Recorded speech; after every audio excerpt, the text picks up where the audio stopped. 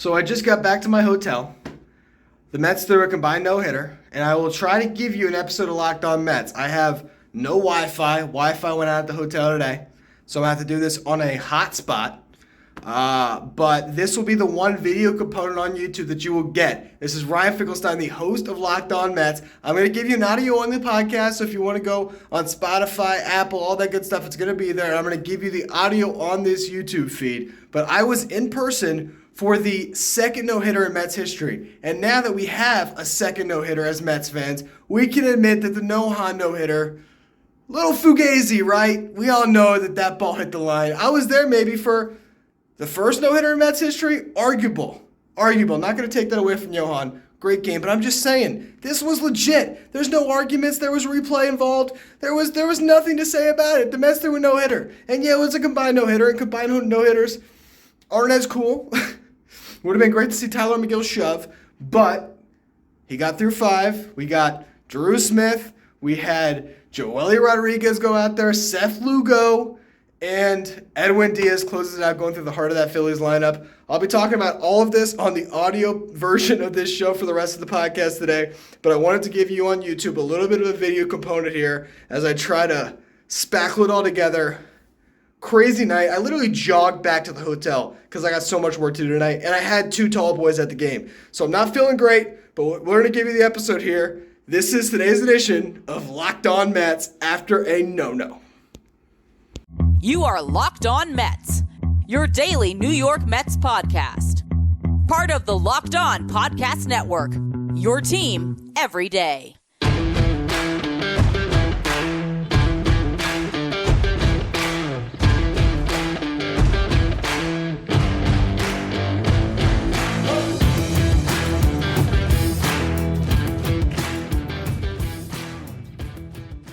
Hello to all you amazing Mets fans. You're listening to Locked On Mets, part of the Locked On Podcast Network, your team every day.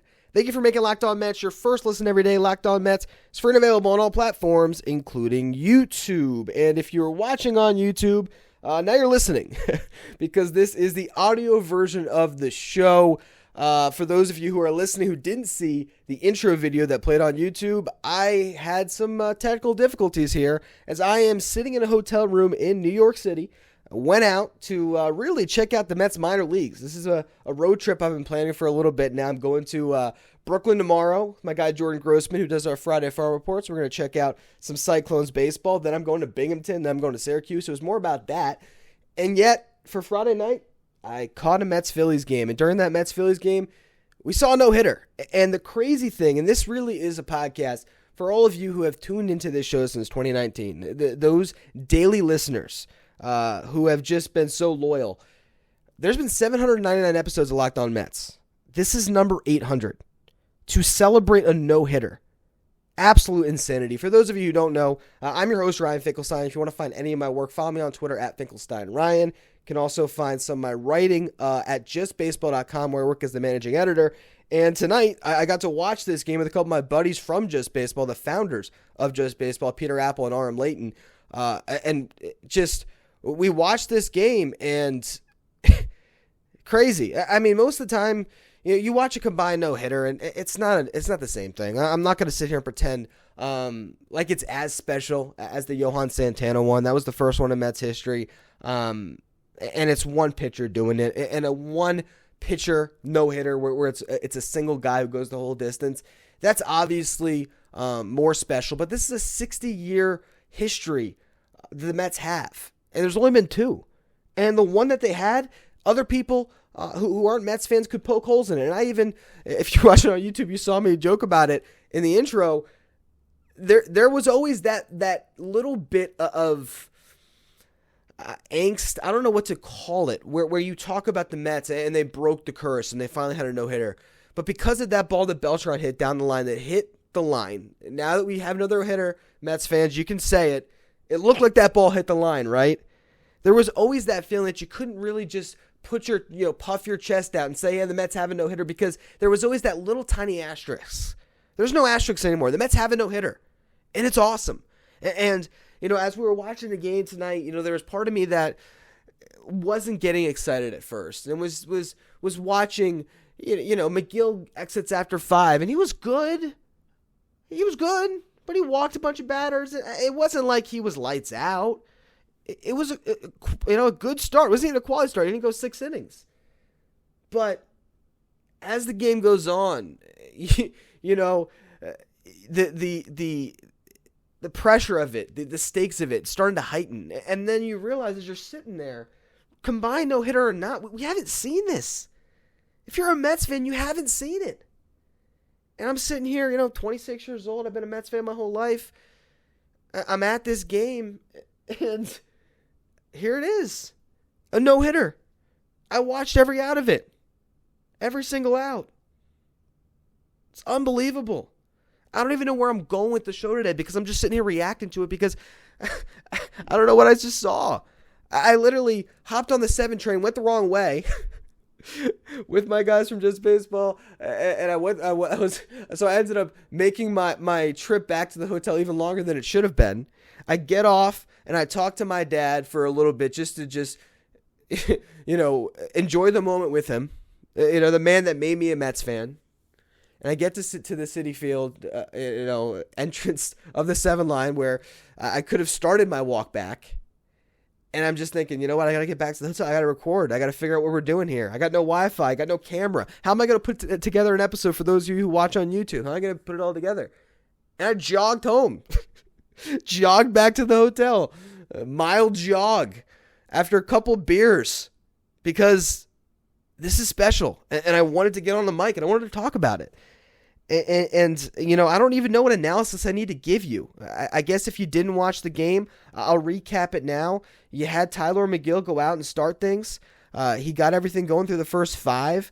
I'll be completely honest with you. BetOnline, I had the prop going for Tylor Megill strikeouts 5.5. I bet the over. He didn't get there. I was mad about that for a while. Like, why'd they pull him? I wanted one more K. He has a no-hitter going through 5, Buck. Leave him out there. It didn't happen, It didn't get the strikeouts. Megill goes out. By the way, he's 4-0 on the year with a 1.93 ERA. Tylor Megill, one of the best stories of this young season. He had 5 strikeouts, as I just said, 3 walks. Gets through that first 5. Drew Smith comes out. He looked great. Got 4 out of those outs. Walked 1, struck out all 4 of the batters he faced. Drew Smith, arguably the best pitcher in this game for the New York Mets. They scored a couple of runs in the bottom of the 5th. My guy Jeff McNeil gets the clutch hit, driving in Eduardo Escobar and Mark Canha to drive in those 2 runs. And then Pete Alonso, thank you BetOnline for another prop that I put on this game. I had Pete Alonso hitting a homer because anytime I'm watching the Mets live, I will always bet on Pete Alonso to hit a home run, and he did it. He hit his 4th home run of the season. He was so due. Been 10-plus days since he hit a home run. He hits one out on Nola there. And the Mets take that 3-0 lead, and then you're just trying to see if they get those last 9 outs. And the crazy thing about it is Joely Rodriguez pitching this game. The one guy that I think Mets fans have disliked this year when it comes to the Mets pitchers, the Miguel Castro trade, which obviously at this point was a win, right? Joely Rodriguez contributed to a no-hitter. He's part of Mets history now. Miguel Castro never did that. So even if Joely Rodriguez continues to have a poor season, after this outing where he got 3 outs for the Mets, he has a 5.87 ERA. He walked 2 batters, didn't have a strikeout, but got outs. Seth Lugo bailed him out, got him out of the jam, got 2 outs. Edwin Diaz strikes out the side in the 9th inning, was absolutely dominant. And I was telling my guys who were watching the game, look, if we get this thing to the 9th with a no-hitter intact, Edwin Diaz will close the door. And Peter next to me was like, I don't know, is Edwin that good? I'm like, dude, he'll get it done. Because even if Edwin Diaz wasn't going to go 1, 2, 3 in the 9th, which he did with 3 strikeouts, unbelievably lights out, I didn't think he was going to give up a hit. I thought he might walk a couple of batters, but Edwin's so nasty, I was pretty confident it was going to happen. So just absolutely unbelievable. And I mentioned it a couple times there. I talked about the strikeout prop, and I talked about Pete Alonso. BetOnline.net is your number one source for all of your betting stats and sports info. Find out the latest sports developments, league reviews, and news, including this year's basketball playoffs and the start of the Major League Baseball season. BetOnline is your continued source for all of your sports wagering information, from live betting to playoffs, esports, and more. Head to the website today or use your mobile device to learn more about the trends in the action. BetOnline, where the game starts.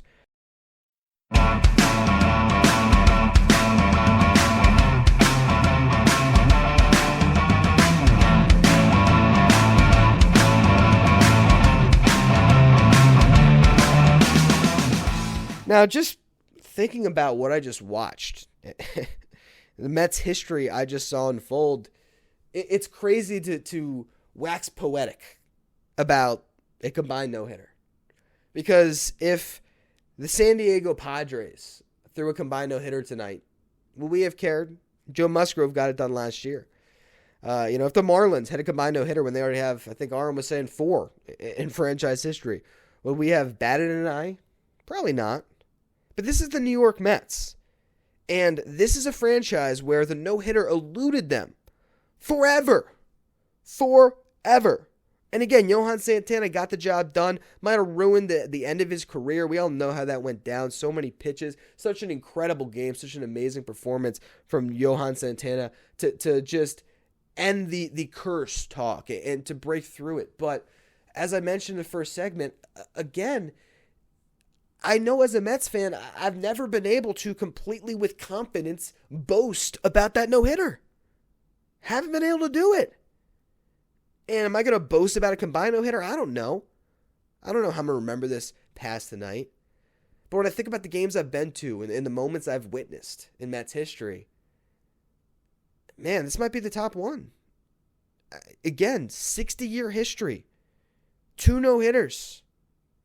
And the Mets obviously dominated that game and made the Phillies, of all teams too, look horrible. There was an incredible. The one thing I'll say about my trip down on the 7 line the wrong way on the way home, I got to witness some F the Phillies chants. And that was worth the price of admission and the extra half mile I had to run home.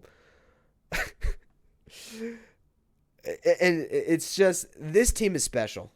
It just is. And if you're a Mets fan that still has the apprehension to buy into this season, that's still thinking about what could go wrong, what should go wrong, what will go wrong, because this is the Mets, or the Mets are cursed, blah, blah, blah, LOL, whatever you want to say.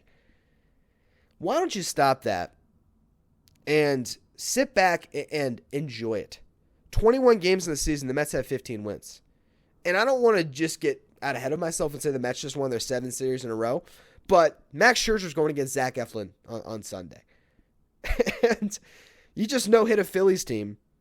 So are we sure that they're going to get some runs across against Taijuan Walker tomorrow? Are we positive about that? Are we positive the Mets are going to go out and beat them and then already had the series victory before Scherzer even toes the rubber on Sunday? This is a Mets team that is proving to be the class of the National League East and one of the best teams in the National League altogether. Right now, I look at the National League, I see the Dodgers are the only team that I would say is head and shoulders better than the Mets. It's not even head and shoulders. That just is better than the Mets because they have a longer pedigree of doing it. But you look around, Washington Nationals, as I'm looking at my MLB scorecard right now, they're up 5-3 against the Giants. The Giants would be the other team that you would point to in the National League. And you just look around baseball. This Mets team, what do they have? Incredible starting pitching. Incredible. I mean, Tylor Megill was your 6th starter going into the season, going into spring training. He has a 1.93 ERA. He's been great. Jacob deGrom comes back. Who are you bumping for the rotation? Is it Megill? Or is it Taijuan Walker? Or is it Carlos Carrasco? Who knows the way this guy's pitching? The Mets bullpen. Everyone wanted to complain about it. Sure, the Mets could have 17 wins right now if not for the Mets bullpen.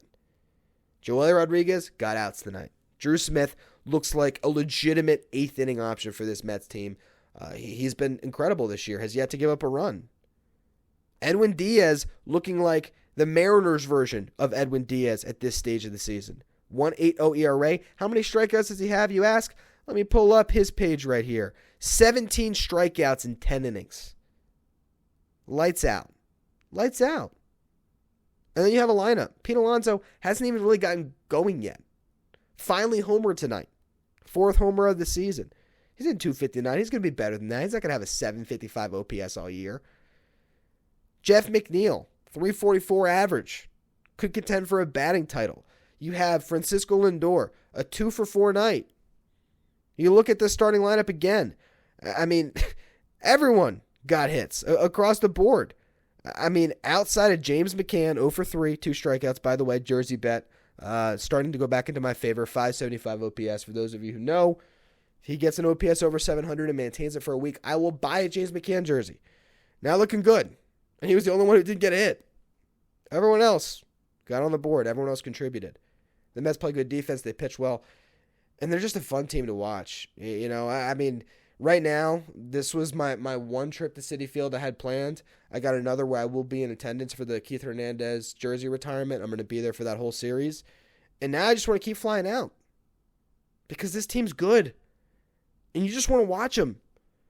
Enjoy this season, Mets fans. Enjoy it. Because you don't always get teams like this who give you moments like this. And is it crazy to say this might just be the first no-hitter of the season? Because I watched Max Scherzer carry a perfect game pretty late a couple weeks ago. Jacob deGrom, clean MRI, strengthening and loading his shoulder, could be back. And I don't know about say soon, but maybe just before the All-Star break. Hopefully pitches the entire second half. We know how good deGrom's going to be. And who knows? Who knows what this team could do? Any of these guys could do it. Tonight it was Tylor Megill through 5. And I don't know if any of them can do it and go the distance and pitch all 9. Scherzer's the best bet. But there's going to be other moments this year. This is not going to be a singular moment from the 2022 season that we'll look back and say, well, at least they got that no-hitter, the combined no-hitter in April. No. This is going to be a footnote to what's going to be an incredible season. And sometimes things are serendipitous and fate or whatever, and things just happen for a reason. But I remember last week, as I was looking at the podcast, and I was looking at them, I'm at 797 episodes of this show. I've been doing it for 4 seasons now. What should I do for 800? I don't know. I'll figure that out. It's going to be Monday's show unless something happens that makes me record a bonus episode. And to think, the 800th episode of Locked On Mets is to celebrate a no-hitter that I saw in person. It's just incredible. And I'm a little bit at a loss for words trying to put together my emotions on it and how I'm feeling about it. But as I sit here in a hotel room recording into the void, as I have no Wi-Fi and still don't know how I'm even going to get this podcast to publish tonight, I just want to take a moment again to thank those of you who tune in every day and who have tuned in every day, because I know there are a select few of you who listened at the beginning of it all, you know, when I still didn't even know what I was doing. And I want to thank you guys who tuned in. I want to thank my dad. I got to thank my dad, because this entire crazy career path I've chosen, my obsession with the Mets when I was a little kid that's manifested itself into 800 episodes of a podcast, all of it is because of him. And I know he's listening right now, probably on his morning jog. And Dad, I'm sorry this episode's only going to be about 17 minutes, and you're going to have to flip over to something else to finish out that 3-mile run. But thank you for all that you've done, putting me in this position. And again, just thank you to all the listeners who have tuned in. This was the bonus episode of Locked On Mets. If you're watching on YouTube and you made it this far, I appreciate you putting up with the technical difficulty aspects of it all. And we'll be back on Monday. And I'll try to buy a camera, and hopefully my hotel in Binghamton has a little bit better Wi-Fi, and we can get the show back to the way it usually looks. But what a night. What a night. As always, thank you all for listening. Make sure you follow, rate, and review wherever you get your podcast. Make sure you follow me on Twitter, @FinkelsteinRyan. Follow the show at Locked On Mets. Thank you for making Locked On Mets your first listen every day. Now for your second listen, check out Locked On MLB. Sully's probably going to talk about this as well. The second, look at me, Freudian slip. Second no-hitter in Mets history. Crazy night.